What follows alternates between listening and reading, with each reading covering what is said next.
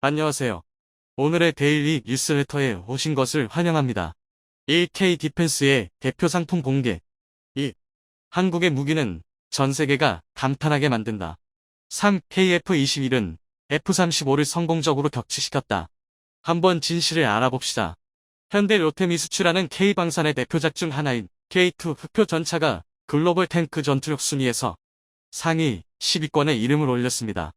최근 하카스닷컴 이 발표한 화력이 가장 뛰어난 전차 10종 10 배틀 탱크스 위드 더 모스트 파이어 파워 순위에서 한국의 K2 흑표 전차는 당당히 8위에 올랐습니다. 하카스닷컴의 선정 이유를 보면 한국은 다른 어떤 나라보다 군사적 수요가 많은 나라다. 전투 탱크 부문에 있어서는 수년 동안 K2 흑표를 보유해왔기 때문에 어떤 군사적 도전에도 충분한 대응이 가능했다. 특히 K2 흑표의 화력과 방어 시스템은 세계 최고 수준이다. 라고 평가했습니다. 이어 K2 흑표는 전설적인 M1 에이브럼스 전차 모델에서 파생됐다. M1 에이브럼스 전차는 미국 전차의 자부심이자 역사상 가장 뛰어난 전차 중 하나라고 설명하면서 다음과 같이 덧붙였습니다. K2 흑표 전차는 분당 열발을 3분 동안 쉬지 않고 발사할 수 있는 현대 위압 120mm 55구경 연구포를 장착하고 있다. 또한 장갑차와 헬기를 쉽게 처리할 수 있는 화학에너지탄을 사용하고 있다. 또한 K2 흑표는 전투관리 시스템을 가지고 있어서 아군 전차와 상태를 공유할 수 있다. 메시지만 보내면 언제든 지원을 받을 수 있다. 특히 분당 열발을 3분 동안 쉬지 않고 발사할 수 있는 연사력은 얼마 전 있었던 폴란드 대통령 앞에서의 첫 실전 사격에서도 유감없이 발휘됐습니다. K2 전차는 현대 위압 120mm 55구경 연구포를 장착하고 있고 12.7mm K6 기관총과 7.62mm 통축 기관총도 탑재되어 있습니다. K2 흑표는 지난 1995년 개발이 시작돼 2014년부터 우리군에 실전 배치됐고 지난해 12월에 폴란드 수출이 결정돼 1차 수출 규모는 약 180대, 약 3조 5천억 원에 이릅니다. 현대로템은 오는 2025년까지 1차 공급을 마친 후 폴란드형 K2 전차인 K2B 800여 대 추가 공급할 계획인데요. 지난 3월 K2 전차에 대한 실사격 훈련은 폴란드 동북부 오르지스 훈련장에서 열렸습니다. 폴란드는 한국의 K9 자주포 1차 물량이 현지에 도착했을 때 이례적으로 고위 정치권 인사들이 K9 자주포를 실은 선박이 도착한 부두까지 마중을 나와 환영 행사를 열 정도로 한국에서 온 신형 무기들에 대해 각별한 관심을 보였는데요. 이날은 안제이 드다 폴란드 대통령이 직접 참관해 K2 전차의 실사격 훈련을 지켜봤습니다.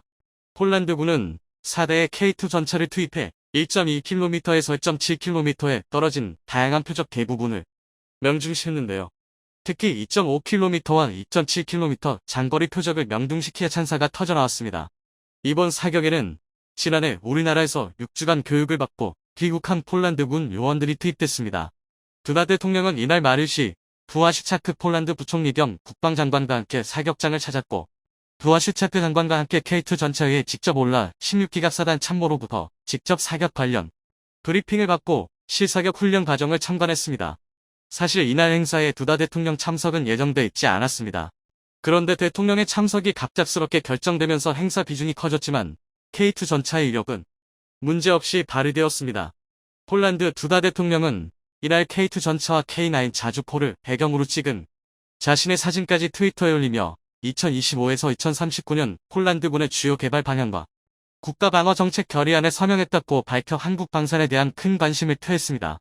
앞서 두다 대통령은 지난해 12월 K2 전차 10대와 K9 자주포 23문 등 초도 물량이 도착했을 때 수도 바르샤바에서 차량으로 4시간 걸리는 폴란드 북부 그리니아 해군 기지까지 직접 달려가 환영 행사를 열었는데요. 전력화 행사가 아닌 해외 무기 초도분 도입 행사에 군 통수권자까지 참석한 것은 세계적으로 의뢰를 찾기 힘든 일이었습니다. 러시아의 우크라이나 침공 이후 폴란드가 느끼는 위기감과 한국산 무기에 대한 기대감이 그만큼 컸다는 이야기입니다. 당시 두다 대통령은 현대식 장비를 갖춘 군군만이 러시아 제국의 야만과 잔인함을 막을 수 있다. 러시아의 침공과 우크라이나 전쟁 국면에서 한국 무기의 신속한 인도는 매우 중요하다고 강조했습니다. 그리고 이날 폴란드에서 K2 전차의 실사격이 이뤄진 뒤 K2 전차 제조업체인 현대로템과 폴란드 최대 국영방산업체 PGZ, WZM 3사는 컨소시엄 구성에 합의하는 계약서에 서명했습니다. 이를 컨소시엄 3사는 폴란드, 국방부와 2차 사업계약 협상을 하게 되는데요. 폴란드군이 도입할 K2 전차는 총 1000대에 달합니다. 이 중 180대는 한국군이 도입 중인 것과 똑같은 형이지만 나머지 820대는 폴란드형 K2PL로 업그레이드된 것입니다. 여기에는 한국군 K2 전차에는 없는 원격 조종 기관총 탑-RCWS, 적 대전차 미사일 로켓을 요격하는 능동방호 체계 앱스 등을 장착하게 됩니다. 또한 820대 중 320대는 한국에서, 나머지 500대는 폴란드 현지 생산이 추진됩니다. K2 전차는 최근 노르웨이 전차 사업에서 독일 레오파르트의 전차에 고배를 마셨지만 아이러니하게도 K2 전차의 명성은 오히려 더 높아졌습니다. 우리 K2 전차와 세계 최강이라는 평가를 받아온 독일 레오파르트 A7 전차는 노르웨이 전차 사업에서 치열한 경합을 벌여오다 올해 초 독일제로 결정됐는데요. 노르웨이 국방물자청은 최근 디브리핑, 즉 사업 결정 배경과 내용 등을 해당 업체에 설명해주는 브리핑을 통해 가격면에서 K2가 우수했고 성능면에서도 동등 이상의 평가를 받았다고 밝혔습니다. 노르웨이군에서는 K2 전차를 원했지만 독일과의 관계 등 정치적인 이유로 레오파르트를 선정했다는 이야기입니다. 한 소식통은 폴란드는 지난해 K2 구매를 결정할 때 K2가 레오파르트 2H보다 우수하다는 노르웨이 전차 사업 평가 결과를 입수했던 것으로 안다고 전했습니다. 즉 노르웨이 분석을 보고 폴란드는 K2를 서둘러 도입했던 것입니다. 우크라이나전을 통해 전차의 중요성이 새삼 부각되면서 평원지대가 많은 폴란드는 전차 장갑차 등 기갑부대 전력 증강에 박차를 가하고 있는데요. 동유럽 국가들은 과거에 사용했던 러시아 무기를 더 이상 사용하기 어렵게 되면서 미국을 포함한 서방 국가의 무기들로 전환하는 추세입니다. 폴란드 역시 전차 사업에서 당초 미국제 M1A2나 독일제 레오파르트의 전차 도입을 적극 검토했지만 성능, 가격은 물론이며 빠른 납품까지 가능하다는 강력한 장점을 앞세운 한국의 K2 전차 대량 구매로 결정하게 된 것입니다. 폴란드가 도입할 미국 M1A2 전차는 240대로 우리 K2 전차의 4분의 1 수준입니다. 이처럼 폴란드를 비롯해서 한국 무기를 구매하는 나라들이 늘어나자 이제는 미국, 독일 등이 한국 무기에 대한 견제를 강화하고 있다는 후문입니다. 냉전 이후 무기 생산 라인이 크게 약화됐던 독일이 우크라이나전을 계기로 본격적인 방위산업 재가동에 나선 것도 우리에게는 도전 요소입니다. 따라서 이제 한국은 폴란드를 유럽의 방산 수출 거점으로 삼아 제3국 시장 진출을 적극 추진하고 있습니다. 부하시차크 국방장관도 지난해 11월 한 폴란드 방산협력 컨퍼런스에 참석해 한쫄 방산협력을 통해 양국 방산업계는 공동으로 제3국 시장 진출이 가능하게 될 것이라고 말해 이를 확인시켜줬습니다. 폴란드는 지난해 한국 방산업체들과 K2 전차 1000대, K9 자주포 672문, FA50 경공격기 48대, 천무 다연장 로켓 288문 등에 대한 수출 계약을 체결했는데요. 폴란드 무기 수출은 2030년대 초중반까지 단계적으로 이뤄질 예정입니다. 폴란드와의 1차 계약은 120억 달러, 약 15조 6천억 원 수준이지만 탄약과 후속 군수 지원 등 전체 물량을 포함하면 총 규모는 400억 달러, 무려 52조 원에 이르는 막대한 금액입니다. 그리고 5월 22일 현대로템은 폴란드의 K2 전차 7대를 추가로 인도해 이번에도 납기를 칼같이 지켰습니다. 마리우시 블라슈차크 폴란드 부총리 컴 국방부 장관은 지난 19일 트위터를 통해 한국의 또 다른 K2 촉표 전차가 오늘 그드니아 항구에 도착했다. K2 전차는 기계화 부대로 이동할 것이라고 밝혔습니다. 현대로템은 작년 8월 폴란드 군비청과 K2 전차 수출을 위한 2차 이행 계약을 체결했고 오는 2025년까지 K2 전차 180대를 공급하게 되는데요. 초도 물량 10대를 인도한 이후 지난 3월 1차 공급 물량 일부인 5대를 조기 납품했고 2개월여 만에 7대를 또다시 인도한 것입니다. 지금까지 폴란드에 공급한 K2 전차는 총 22대입니다. 이렇듯 한번 계약하면 납기일은 물론 모든 약속을 철저히 이행하다 보니 해외에서 한국산 무기에 대한 신뢰도는 더욱 높아지고 있습니다. KF-21이 F-35를 격추하는 데 성공했습니다. 4.5세대의 KF-21이 현대 스텔스기의 정점인 F-35를 격추했다는 가정이 말이 안 된다고 느껴지실 수도 있는데요. 그런데 최근 KF-21의 새로운 기종이 스텔스기 사냥꾼이 될 수도 있다는 주장이 등장했습니다. 게다가 KF-21의 이 새로운 형태는 적 방공망 제압에서도 압도적인 성능을 발휘할 것으로 기대되는데요. 이 덕에 대한민국 공군이 제공권 확보를 위해 선택할 수 있는 전술의 격이 달라졌습니다. 그래서 준비했습니다. 오늘은 베스트S전부터 제공권 장악을 위한 적 방공망 파괴까지 모든 분야에서 대한민국을 새로운 차원으로 이끌 KF-21의 새로운 기종에 대해 알려드리겠습니다. 지난 2월 20일 KF-21 CJ-4호기가 첫 비행에 성공했습니다. 그리고 당시 저희 거리 튜브에서는 CJ-4호기가 복자 형임을 이유로 잠차 KF-21이 전자전기로도 개발될 가능성이 높다고 전해들었는데요. 전자전기에는 후방의 무장통제사 좌석이 필수적이기 때문입니다. 전자전기는 적의 무선 지휘통신체계와 통합방공망을 마비시키고 교란하여 아군 공중 전력의 생존성과 작전 수행 능력을 향상시키는데요. 또한 이를 위해서 평시에도 주변국의 위협 신호와 레이더 정보 등을 수집하고 분석하여 데이터베이스를 구축하는 작업이 필요합니다. 그리고 이를 한 명의 조종사가 모두 수행하기란 아직 불가능에 가까운데요. 그래서 전자전기는 복자형이 일반적입니다. 더군다나 KF-21의 경우 멀티작전 수행도 염두에 두고 있으니 무인기 편대를 조종하려면 복자형이 훨씬 유리합니다. 그리고 최근 방위사업청 주도로 KF-21 전자전기 개발 사업이 추진 결정되면서 저희 거리 튜브의 예측이 다시 한번 적중했습니다. 방위사업추진위원회는 총 1조 8,500억 원의 예산을 투입해 2032년까지 순수 국내 기술로 전자전기 개발과 생산을 완료하겠다는 내용의 계획을 의결했는데요. 이로써 대한민국의 제공권 장악 전술의 새로운 지평이 열리게 되었습니다. 대한민국은 일찍부터 전자전기를 도입하기 위해 한미 정상회담에서 EA-18G 그라울러의 도입을 언급하는 상당한 노력을 기울여 왔는데요. 그러나 당시 미국은 군사 기밀을 이유로 EA-18G 그라울러 판매를 거절했습니다. 그만큼 전자전기는 전략 자산과 맞먹을 정도의 성능을 갖고 있다는 뜻입니다. 실제로 현재 전 세계에서 EA-18G 그라울러를 도입한 나라는 미국과 호주가 유일한데요.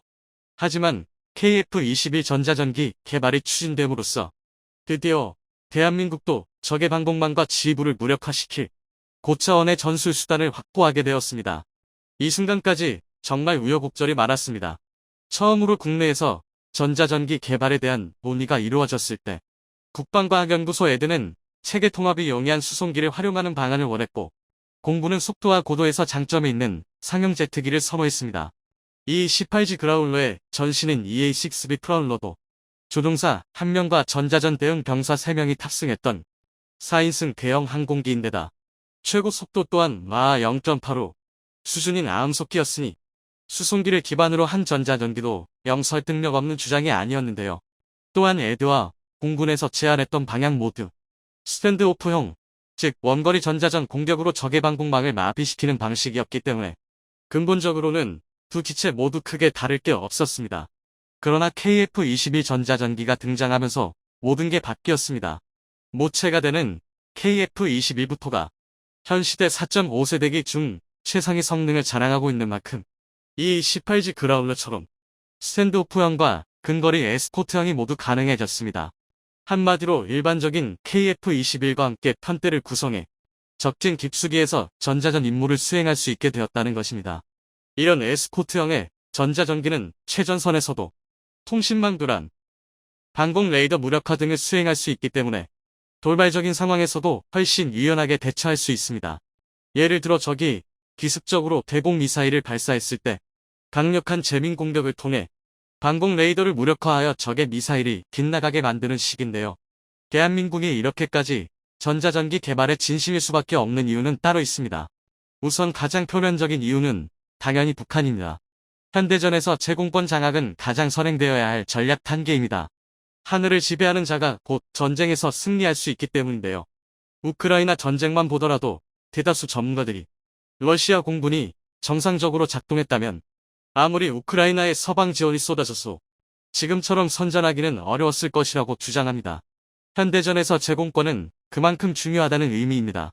대한민국 또한 유사시 북한 영공의 제공권을 장악하기 위해 다량의 전투기를 출격시킬 텐데요. 그런데 문제는 북한의 방공망 밀도가 세계 최고 수준이라는 것입니다. 이건 절대 과장이 아닙니다. 심지어 오죽하면 미 CIA도 북한에 비하면 이란의 방공망은 어린애 장난 수준이라며 북한의 방공망에 혀를 내두를 정도입니다. 잠시 북한 입장에서 생각해보면 이는 어찌 보면 당연한 일인데요. 해상 포격만으로는 도시를 함락하는데 한계가 있고 북한의 육상 전력이 아무리 개차반이라 하더라도 일단 머릿수 자체는 대한민국 정규 병력 이상입니다. 미국과 견주어도 절대 꿀리지 않는 대한민국의 지상 화력을 생각하면 북한이 오래 버틸 순 없겠지만 잠시간 시간 벌기는 가능할 것입니다. 그러나 공중 전력은 상황이 전혀 다릅니다. 첨단 기술의 총아인 항공기는 유지보수 자체만으로도 상당한 높은 수준의 기술력이 필요합니다. 하지만 북한은 유지보수를 위한 기술력은커녕 항공유도 없어 공중훈련조차 제대로 진행할 수 없을 지경인데요. 그렇다 보니 전투기에 비해 상대적으로 가격이 저렴하고 관리도 쉬운 방공망 확보에 총력을 기울인 것입니다. 일례로 북한은 평양 일대의 지대공 미사일로 바로 최대 사거리가 260에서 300km에 달하는 SA-5, 중고고도인 최대 사거리 48km인 SA-2, 저중고도이며 최대 사거리 13에서 15km인 SA-3 등입니다. 방공망의 구성을 보면 항공기부터 미사일까지 모두 방어할 수 있는 나름의 다층 방어망을 구성했다는 걸 알 수 있습니다. 다시 말해 북한의 방공망을 방치하면 전투기가 진입할 수 없을 뿐만 아니라 대한민국이 자랑하는 미사일 전력 또한 상당수 허비할 수밖에 없다는 것입니다. 특히 구소련이 개발한 SA-2 지대공 미사일은 냉전 시대의 소련 영공에서 정찰활동을 하던 미국의 고고도 정찰기 U-2를 격추한 것으로 유명하며 베트남전에서도 상당히 활약했는데요. 문제는 여기서 끝이 아닙니다. 또 하나 간과할 수 없는 게 바로 중국의 방공망과 공중 전력입니다. 북한의 방공망이 촘촘하되 낡았다면 중국의 방공망은 여기에 첨단화까지 이루어졌는데요. 러시아의 S-300V를 모태로 한 중국 HQ-9는 최대 요격 고도가 30km 이내로 낮지만 최대 사정거리는 27에서 120km에 달합니다. 또 최대 추적 감시거리만 120km에 달하는 사격 통제 레이더는 중국판 패트리어트라고 불러도 손색 없는데요. 물론 HQ-9도 러시아의 대공 미사일 기술을 빼돌려 만든 카피품이지만 80년대부터 관련 기술을 연구해온 만큼 중국의 방공망은 최소한 러시아와 동급 이상의 수준이라고 판단해야 합니다. 또한 중국이 세계 최고의 스텔스기라고 자랑하는 J-20의 존재도 부담됩니다. 비록 대다수의 군사 전문가가 J-20의 스텔스 성능을 의심하고 있지만 중국이 공개한 정보만 봤을 때 J-20의 성능은 KF-21에 버금갑니다. 또한 극단적으로 과장되어 있긴 하지만 J-20의 레이더 반사 면적 즉 RCG가 0.001제곱미터에 육박한다는 주장도 있습니다. 이는 F-35의 RCG와 유사한 수준이라는 건데요. 그렇다면 레이더로 J-20을 발견하는 게 하늘을 날아가는 탁구공을 발견하는 것과 똑같다는 뜻입니다. 물론 이를 진지하게 받아들이는 전문가들은 드물지만 정확하게 밝혀진 사실이 없는 현재로서는 J-20을 과소평가할 수는 없습니다. 일단은 최악의 상황을 가정하고 그에 대비하는 게 바로 안보인데요. 그렇기에 전자전기는 이런 상황을 해결하기 위한 가장 최선의 대책이 될 수 있습니다. 북한과 중국의 방공망을 무력화하기 위해선 물리적 공방전에 앞서 전자전이 선제적으로 이루어져야 합니다. 특히 스텔스기 대적을 위해서도 전자전기는 꼭 필요한데요. 일례로 현존하는 최강의 전투기라 밀걸어지는 미군의 F-22는 수많은 모의 공중전에서 승리했지만 딱 한 번 패배한 적이 있었고 그 상대가 바로 EA-18G 그라울러였습니다. 당시 모의 공중전에서 EA-18G 그라울러는 전자전 공격을 가해 역으로 F-22의 레이더를 먹통으로 만들었고 이후 AIM-120 암램을 발사해 F-21을 격추하는 데 성공했습니다. 그라울러와 J-20의 공중전도 이와 비슷할 텐데요. 우선 교전 이전에 평시 정찰활동을 통해 J-20의 레이더와 통신 장비에서 발생하는 전파 정보를 분석하고 복제합니다. 이렇게 얻은 전파 정보는 그라울러에 저장되는데요. 이것이 바로 그라울러의 가장 중요한 무기입니다. J-20과의 교전에 돌입한 그라울러는 엘크-99 제머포드, 엘크-227B 통신 방해 체계를 이용해 강력한 재밍 전파를 발사합니다. 만약 전파 정보를 획득하지 못했다면 J-20의 레이더와 전자장비가 재밍 전파를 인식하고 사전에 차단할 텐데요. 하지만 이미 정보 획득이 이루어진 단계라면 그라울러에서 발사된 재밍 전파가 J-20의 암호 코드를 파괴하고 항전 장비와 레이더를 튀겨버릴 것입니다. 결국 전투기의 오간이나 마찬가지인 레이더를 잃어버린 J-20은 그라울러에서 발사된 AIM-9X 사이드와인더에 의해 결국 격추되고 말 것입니다. 근거리 교전 상황을 가정한다면 가장 가능성 높은 시나리오인데요. 물론 전자전기가 모든 전술기 중에서 절대적 우위에 있다는 건 아닙니다. 중국이 주장하는 스펙 그대로라면 원거리에서 공대공 미사일을 발사하고 자리를 이탈한 J-20을 포착하는 게 선행되어야 합니다. 사실 스텔스기를 포착하기란 결코 쉽지 않습니다. 오히려 중요한 건 아무리 스텔스기라 하더라도 약점은 존재하고 현대의 무기체계는 마치 가위바위보처럼 상호 견제적인 특성을 띠고 있다는 건데요. 더군다나 이미 20여 년 전부터 러시아, 중국, 이스라엘 등에서 스텔스를 잡을 수 있는 레이더를 개발하고 있는 터라 이는 시기의 문제이지 전투기의 스텔스 성능은 결국 무력화될 가능성이 높습니다. 따라서 적의 레이더를 무력화할 수 있는 전자전기의 개발과 보유가 더욱 중요해진 것입니다. 하지만 일각에서는 여전히 KF-21 전자전기 도입에 대한 찬반 논란이 불타고 있는 상황입니다. 가장 핵심적인 반대 논지는 그렇게 중요한 전자전기를 국내 기술로 개발할 수 있느냐는 건데요. 확실히 처음은 외산 장비를 먼저 운용해보고 KF-21 전자전기를 단계적으로 시도해보는 게 왕도일 수도 있습니다.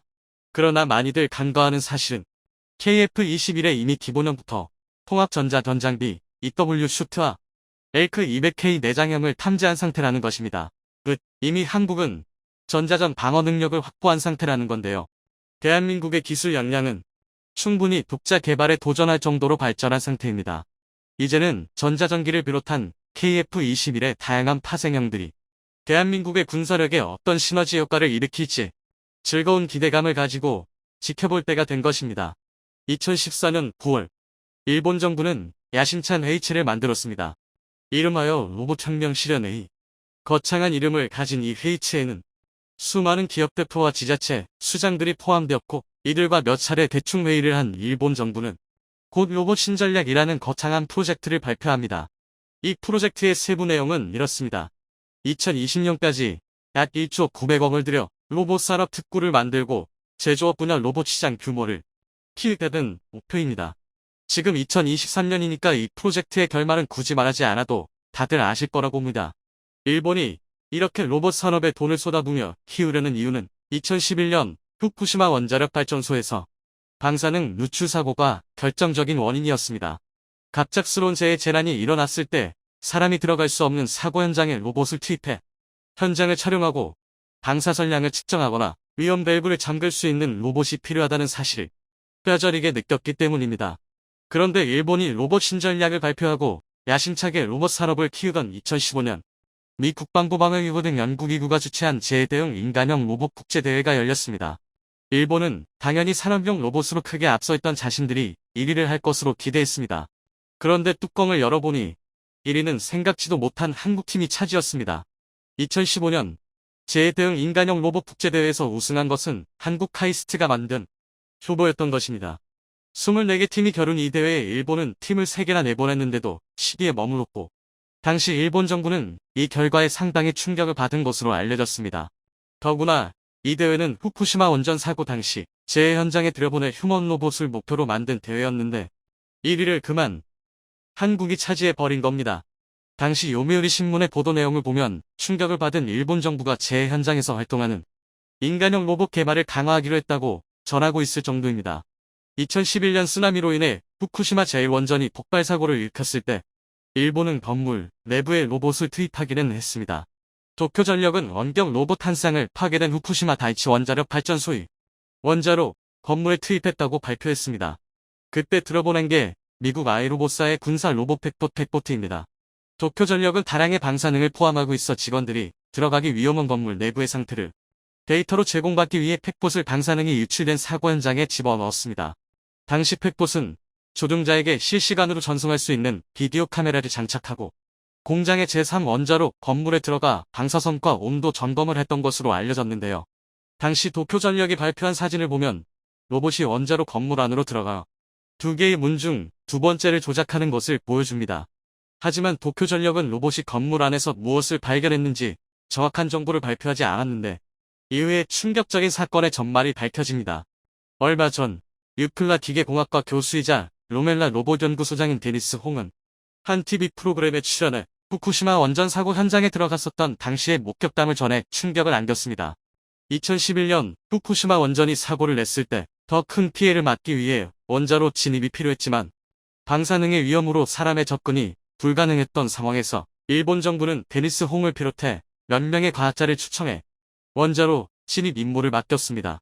데니스 홍은 당시 이를 이렇게 회상했습니다. 목숨을 걸고 후쿠시마 원전에 들어갔다. 정말 무시무시했다. 삐삐같이 생긴 방사능 측정 장치가 있는데 삐삐 소리가 나면 놀라서 스톱하고 가다가 또 삐삐하면 스톱하고 엄청나게 무서웠다. 당시 데니스 홍과 과학자들은 현장에 영상을 보낼 수 있는 군사용 로봇 펫풋을 원전에 투입하는 실험을 진행했는데 로봇의 임무는 사고 현장을 카메라로 찍어보는 것이었지만 로봇이 들어가 카메라를 돌리니 갑자기 화면에 흰색 점이 보이기 시작했다고 합니다.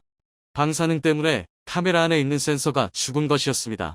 방사능이 얼마나 독했던지 로봇에 부착한 전자회로를 순식간에 죽이 정도었던 겁니다. 다시 한번 돌려봤지만 마찬가지로 화면은 다 꺼져버렸고 결국 제대로 된 데이터를 전송받을 수 없었다고 합니다. 결국 후쿠시마에 투입된 로봇은 망가졌고 제대로 임무를 수행하지 못한 것입니다. 미국 드라마 체르노빌에서도 방사능 유출이 심한 곳에서는 현장 장비가 기능을 못했는데 후쿠시마 원전 현장도 마찬가지였습니다. 나중에 밝혀진 바로는 실제 사고 현장에 투입된 로봇들은 실패의 연속이었고 미국산 로봇 및 일본산 로봇이 원자로 건물 안에서 동신이 두절된 채 지금까지 미아 상태에 빠져버렸다고 합니다. 2011년 당시 후쿠시마 다이치 원자력 발전소에는 14m 높이의 쓰나미가 덮치고 냉각 시스템이 손상되어 수소 폭발이 일어났습니다. 폭발 이후에는 원자로 건물 3곳이 손상됐고 주변으로 방사능 오염을 확산시켰는데요. 일본은 로봇을 투입해서라도 현장의 상황을 알고 싶어 했지만 방사능 앞에선 로봇도 속수무책이라는 무기력함만 확인할 수 있었습니다. 그로부터 4년 뒤인 2015년 도쿄전력은 다시 최초로 수소 폭발을 일으켰던 후쿠시마 원전 1호기의 경납용기 내부에 대명 로봇을 투입했습니다. 녹아내린 해결료가 어디로 샜는지 찾기 위해서였습니다. 하지만 이 로봇도 투입한 지 3시간도 되지 않아 작동 불능 상태에 빠졌습니다. 이처럼 후쿠시마 원전 사고는 로봇에 대한 대중의 환상과 현실 간의 괴리를 가장 여실히 보여줬던 사건이었습니다. 이 같은 실패는 전 세계 로봇 공학자 모두에게 낭패감을 안겨주었습니다. 그래서 미국 방위고등연구계획국 다퍼에서는 그에 대한 해답을 찾기 위해 재난구조 로봇 경진 대회를 만들었습니다. 그런데 지난 2015년 일본을 제치고 한국의 휴보가 우승을 차지한 것입니다. 도쿄전력은 여전히 원자로 내부의 오염 상태와 녹아내린 해결료가 어디에 어떤 상태로 있는지 정확히 파악하지 못하고 있습니다. 아직도 해결료 파편의 정확한 양상을 파악하기 위해 이런저런 로봇을 투입해보고 있지만 성과는 없습니다. 일본 언론의 보도에 의하면 대명 로봇이 제 역할을 하지 못해 빙어형 로봇을 투입했으나 소득이 없었고 나중에는 청소 로봇까지 투입했지만 탐사를 시작한 지 2시간 만에 손상된 것으로 알려졌습니다.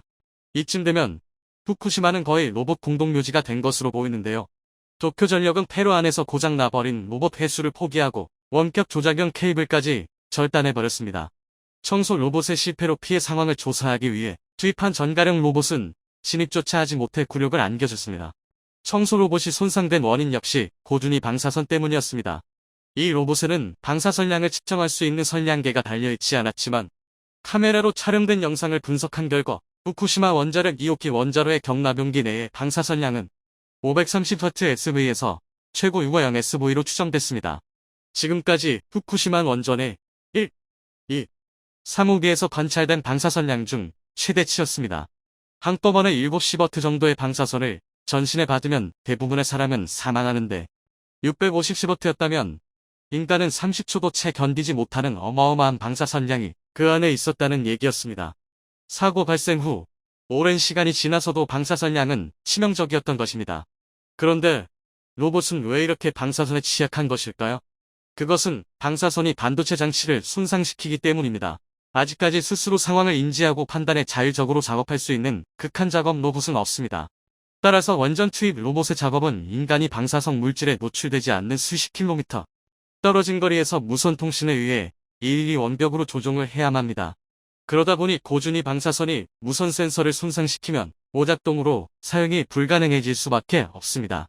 더구나 원자로는 무선 통신에 장애를 주는 두꺼운 차단벽으로 이루어져 있어 조금만 잘못돼도 로봇을 조종할 수 없게 됩니다. 심지어 나중에 밝혀진 바로는 후쿠시마 원전 사고 작업용 로봇을 이미 보유하고 있던 일본이 사고 즉시 로봇을 투입하지 않아 비난을 받았지만 실은 로봇은 있었으며 원격 조종을 제대로 할 수 없었기 때문이었던 것으로 밝혀졌습니다. 사고 발생 이튿날 최첨단 로봇들이 현장에 도착했지만 조종 인력의 부족 때문에 오랫동안 대기 상태로 일본은 후쿠시마 원전 사고 이후 그렇게 많은 돈을 들여 제 로봇을 만들겠다고 호언해왔는데 여전히 갈 길이 먼 것 같습니다. 2차 전지와 전기차 분야에서 일본보다 치고 나가 시장을 선점한 한국은 지금 삼성과 LG, 현대차까지 가세의 로봇 개발 전쟁이 그 어느 때보다 뜨겁습니다. 2020년 기준 국내 서비스 로봇 시장은 8,600억 원 규모로 성장해 이 시장을 잡기 위해 주요 대기업들이 속속 뛰어들고 있는 것입니다. 삼성은 운동 보조 웨어러블 로봇 잼스를 시작으로 서비스 로봇 분야를 정조준하고 있고 LG는 바리스타봇 가이드봇 등을 출시한 바 있습니다. 누구보다 산업용 로봇에 관심이 많은 현대차는 보스턴 다이내믹스의 사족 보행 로봇 스팟을 기아 광명 공장에 투입돼 공장 안전 서비스를 지원하는 목적으로 시범 운영 중입니다. 이처럼 한국은 일본보다 늦게 로봇 개발에 뛰어들었지만 과감한 M&A와 한국 특유의 섬세함으로 이미 로봇 분야에서 일본을 넘어섰습니다.